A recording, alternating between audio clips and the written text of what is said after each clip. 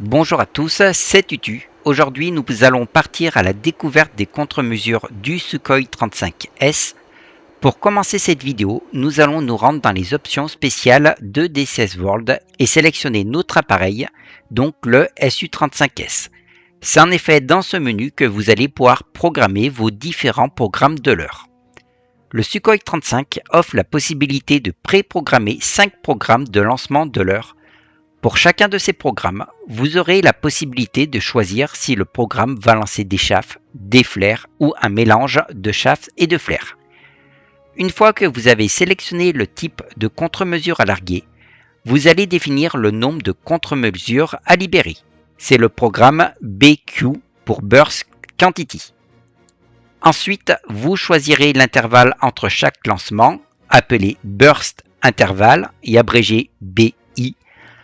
Ensuite, vous pouvez modifier le nombre de répétitions de la séquence via le paramètre SQ. Si vous définissiez un nombre de séquences supérieur à 1, vous pouvez également régler l'intervalle entre chaque répétition. Par exemple, si j'appelle mon programme 1, celui-ci va lancer 3 chaffes et une paire de flares.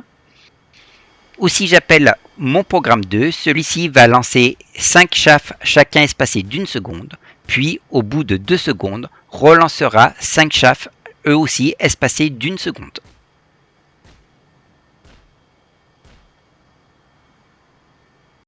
Au niveau des touches à mapper, je vous conseille de configurer celles qui vous permettront de passer d'un programme à l'autre, à savoir CMDS Panel Next Program et CMDS Panel Previous Program.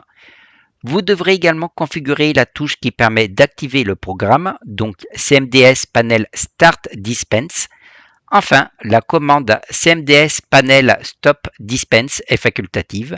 Elle vous permettra d'interrompre un programme en cours, autrement dit de stopper le largage des leurres.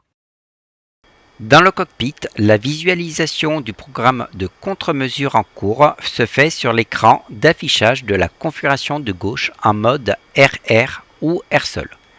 En plus de la touche CMDS Panel Next Program que nous venons de mapper, vous pouvez également changer de programme de contre-mesure en cliquant sur le bouton PS5 OP14.